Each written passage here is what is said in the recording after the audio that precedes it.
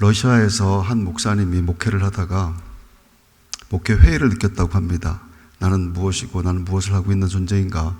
그래서 생각하고 고민하면서 길을 걷다가 그만 자기가 들어가면 안 되는 군사지역에 들어갔다고 하죠. 군사지역을 지키는 초병이 총을 들고 누구냐, 넌 여기서 뭐 하는 것이냐 이렇게 물어봤다고 합니다. 누구냐, 여기서 뭐 하는 것이냐. 그랬더니 목사님이 하시는 말씀이 당신 월급을 얼마 받냐고 물어봤다고 하죠. 그건 왜 묻느냐고 그러니까 이 목사님이 하시는 말씀이 지금 나에게 해준 그 질문, 너는 누구냐, 그리고 여기서 뭘 하는 거냐 라고 하는 질문을 매일같이 나한테 해주면 그럼 내가 당신이 받는 월급의 2배를 주겠소. 이렇게 대답을 했다고 합니다. 저는 오늘 이 점심시간에 배고픈데 이렇게 이 자리에 와 있는 여러분에게 러시아의 초병에 대해서 똑같은 질문을 하나 해보려고 합니다. 여러분들은 누굽니까? 여기서 뭘 하는 겁니까?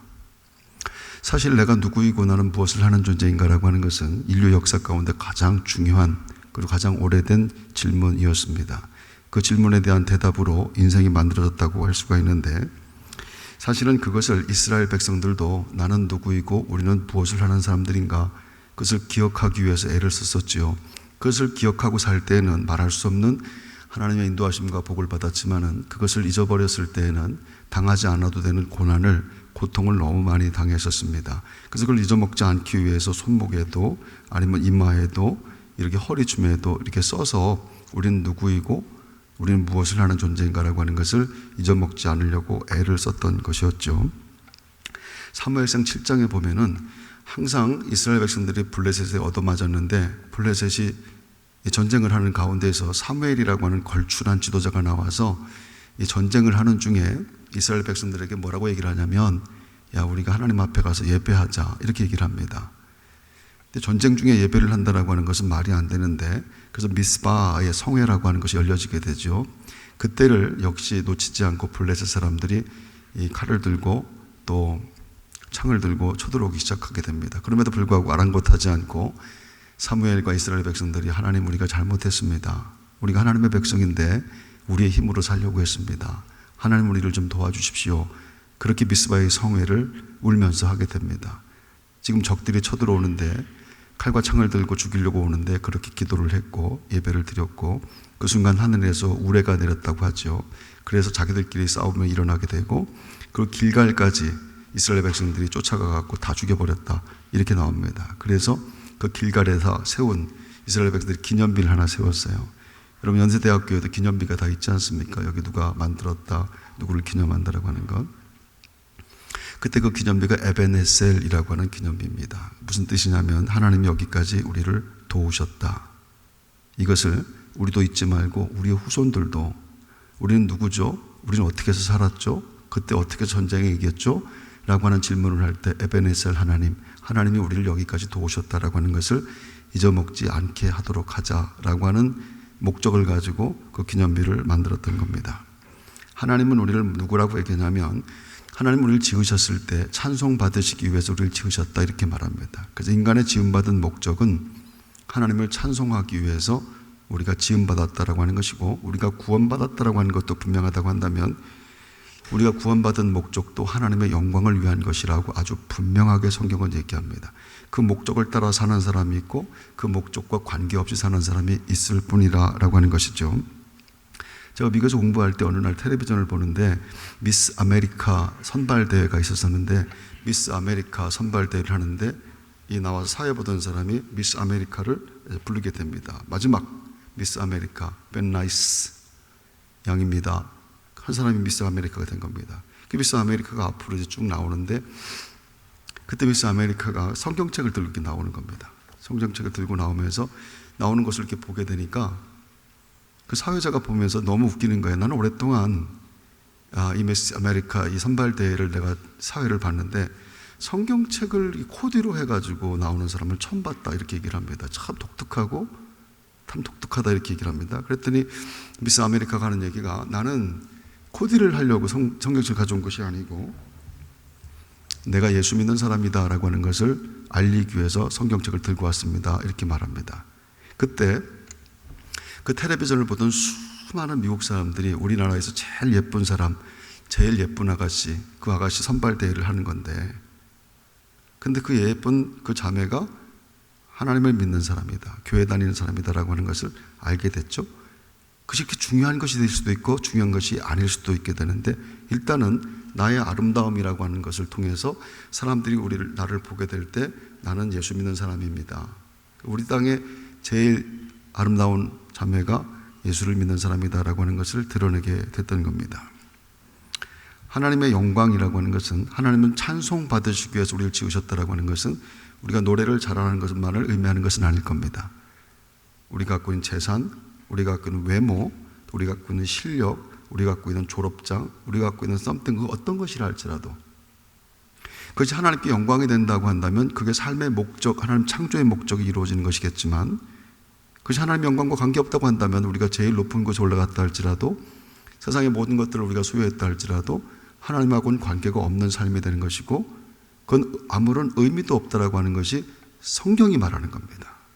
그래서 성경은 하나님하고 관계 있는 것이 될 때 내 출세와 내 성공과 내 가정과 내가 하는 어떤 일을 할지라도 하나님과 관계 있는 것이 되게 될 때, 그때 하나님의 창조의 목적과 구원의 목적이 이루어지는 것이라 이렇게 말씀하고 있는 겁니다. 바울은 서신을 보낼 때마다 처음에 나는 그리스도의 종입니다 이렇게 말을 합니다. 대부분은 이 발신자가 마지막에 누구누구 원림 이렇게 쓰는데, 바울의 서신에 보게 되면 바울 서신은 항상 나는 그리스도의 종, 나는 그리스도의 사도, 나는 이렇게 자기의 입장에 자기의 그 신분에 대해서 먼저 밝히는 것을 보게 되죠. 그래서 바울의 삶에 있어서 자기의 가장 중요한 것은 나는 그리스도의 종입니다라고 하는 것이 자기 스스로 얘기하는 자기 정체성에 대한 고백이라고 하는 겁니다.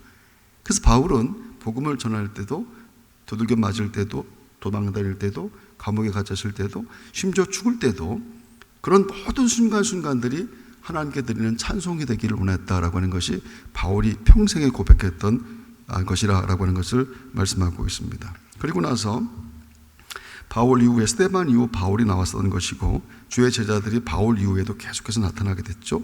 그렇게 똑같은 고백을 하는 사람들이 계속해서 역사 통해서 2000년 동안 나타나게 된 겁니다. 그들은 뭔가를 봤습니다.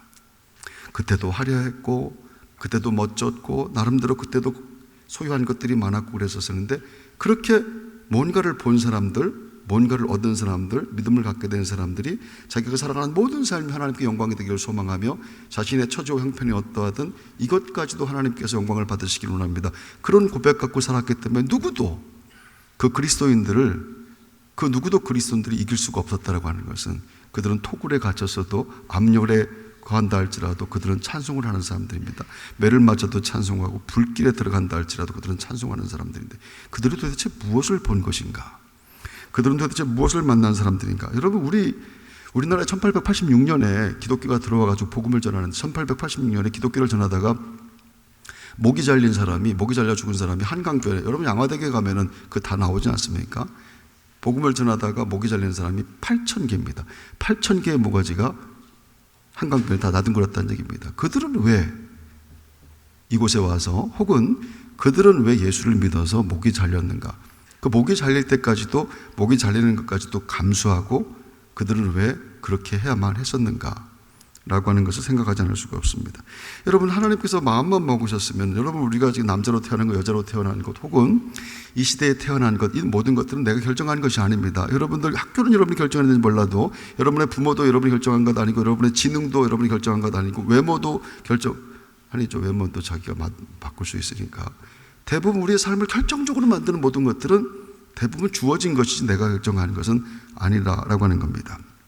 그러면 누군가가 그걸 결정했을 텐데, 하나님이 나를 갖다가 만약에 지금 살게 하셨다고 한다면 하나님은 나를 저 고려시대에 살게 할 수도 있고 조선시대에 살게 하실 수도 있고 그럴 텐데, 왜 지금 2022년 10월 달에 하나님 나를 여기서 살게 하셨을까라고 하는 것은 우리가 생각해 볼 만한 것이죠. 뭔가 분명히 하나님의 뜻이 있을 테니까 말입니다. 적어도 우리가 예수 믿고 하나님을 창조주라고 얘기한다고 한다면 그와 같은 고민은, 그와 같은 것에 대한 질문을 우리가 할 수 있어야 될 겁니다. 왜 그랬을까? 여러분, 우리는 정말 예수 믿기 어려운 시대를 살아갑니다. 한 3년간 이제 교회는 혐오 시설이 되어 있죠. 어디서 예수 믿는다고 하는 게 굉장히 불편하고, 여러분 가운데서 지금 졸업 때문에 예배 시간에 들어온 사람들도 꽤 있을 것이고요. 제가 연대 다른 학교에서 강의를 하면서 학교에 가가지고 강의를 할 때 한 클래스에 한 50명 정도 되면요, 예수 믿는 사람 손들으라고 하면 한 4명, 5명밖에 안 됩니다. 전에는 더 많았었는데 부끄러워서 손들지 못합니다. 교회는 혐오시설이 되어버렸습니다. 그 사이비 비슷한 것들이 나와가지고 막 기독교인이라고 얘기하는데 저건 기독교인이 아닌데 그들이 기독교인을 다 대표하는 것처럼 막 그러니까 창피해가지고 거기에 같이 할 수 없는 일들이 이슈를 선점해버렸기 때문에 말입니다. 근데 기독교는 도대체 어디까지 떨어질 것인가라고 하는 그런 시대를 우리가 지금 살고 있습니다. 왜 그랬을까라고 하는 건, 근데 기독교에 있어서 가장 중요한, 사람들이 기독교를 혐오하는 가장 중요한 이유는요, 기독교의 사실은 배타성 때문입니다. 예수 그리스도 외에는 구원받을 만한 힘을 너에게 준 일이 없다. 여러분, 해체주의 시대 가운데, 특별히 이 시대 가운데 포스트 모더니즘의 가장 중요한 것은요, 서로 협력이라고 생각하고 서로에 대한 인정이라고 생각하는데, 성경은 아주 정반대로 얘기하죠. 이거 굉장히 배타적입니다. 예수 그리스도 외에는 구원받을 만한 믿음을 너에게 준 일이 없다. 예수 외에는 안 된다라고 하는 것이 성경의 말씀입니다. 다른 건 아무것도 안 됩니다. 그리고 우리는 그것을 믿는 사람들이고 그것을 믿음으로 우리가 구원받은 사람이라 라고 하는 것, 그것 하나 갖고 사는 사람들인데 말입니다. 근데 왜 예수 믿는 것이 조롱과 멸시를 당할 수밖에 없는 시대에 왜 우리는 예수 믿는 사람으로 이렇게 세워졌을까? 왜 이 시대에 하필이면 세워졌을까라고 하는 것을 생각해 보는 겁니다. 젊은 친구들과 같이 말입니다. 여러분, 톰과 화산이 폭발했을 때 알래스카까지 큰 굉음이 들렸다고 해요. 전 세계 쓰나미 주의보가 이제 올렸었죠. 후지산 폭발하고 사이클론이 막 나타나게 되고 미얀마 20만 명이 죽었습니다. 아이티 30만 명이 한 번 지진으로, 어제는 몰랐는데 오늘 지진이 일어나서 30만 명이 죽었습니다. 일본에 쓰나미가 밀려올 때 여러분 텔레비전으로 보신 분도 있을지 모르겠습니다만 720km입니다. 제트기가 가는 속도입니다. 화면으로 보니까 천천히 오는 것 같은데 자동차 속도를 생각하면 우리가 볼 수가 있어요. 이게 KTX 맥시멈 스피드가 310km인데 KTX보다 2배도 더 빠른 속도로 쓰나미가 몰려오는데 지상에서 움직이는 그 어떤 것도 쓰나미가 밀려오면 피할 수가 없다라고 하는 것을 의미할 겁니다.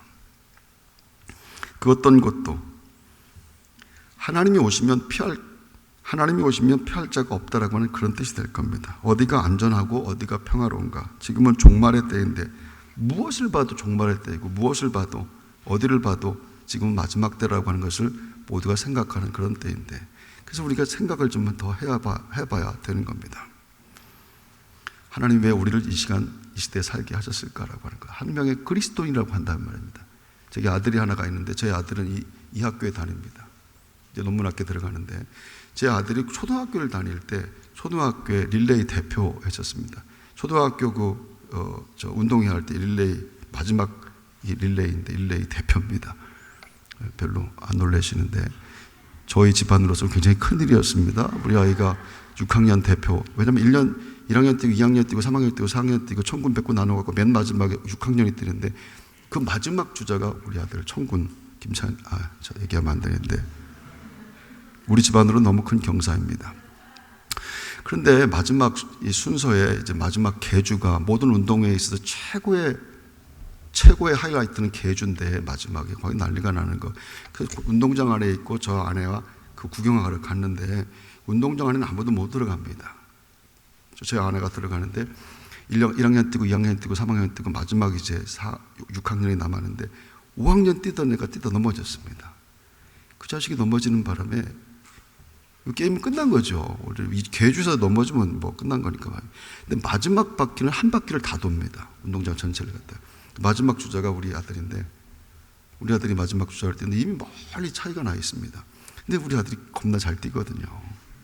열심히 뛰는데 우리도 모르게 아이가 그 앞에 너무 큰 차이 나는 걸 갖다 따라잡기 시작하는 걸, 따라잡을 수 있다라고 하는 것을 모든 사람들이 뭐 난리가 난 거예요. 제 아내하고 저하고 구경하다가 운동장 앞으로, 제 아내는 굉장히 정숙한 여인입니다. 그리고 말을 거의 하지 않고 조용한 여인인데 그때 우리 아들이 갑작한 녀석을 따라잡는 순간에 저희도 모르게 운동장 밖으로 나가가지고 막 난리가 나는데 그때 제가 제 아내를 이렇게 봤는데 미친 여자가 이렇게 앉아요. 거의 미쳤어요. 막 응원하는데 아들 이름 불러가면서. 오늘 제가 여러분들에게 러시아 초병에 대해서 물어봤던 질문을 다시 한번 해보려고 합니다. 여러분은 누구이고 여러분 여기서 무엇을 하는 분들입니까? 라고 하는 건 말입니다. 우리에게 구름같이 허다한 증인들이 있으니 모든 무거운 것과 얽매이기 쉬운 죄를 벗어버리고 인내로서 우리 앞에 당한 경주를 경주하고 이렇게 말하죠. 구름같이 허다한 증인들이 우리에게 있습니다. 이렇게 말합니다.